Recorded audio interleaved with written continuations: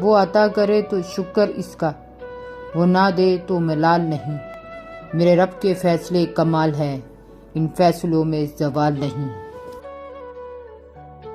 हकीकत रूबरू हो तो अदाकारी नहीं चलती, खुदा के सामने बंदों की मकारी नहीं चलती।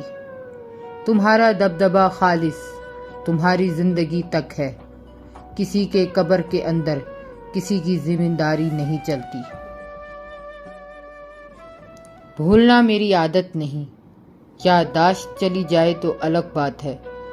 वफा करना मेरा असूल है, मौत आ जाए तो अलग बात है। अपनों को याद ना करना मेरी फितरत नहीं, अपने ही अजनबी हो जाएं तो अलग बात है।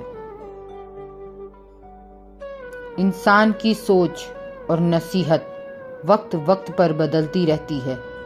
चाय में मक्खी गिर जाए तो चाय फेंक देते हैं, अगर देसी घी में मक्खी गिर जाए तो मक्खी फेंक देते हैं।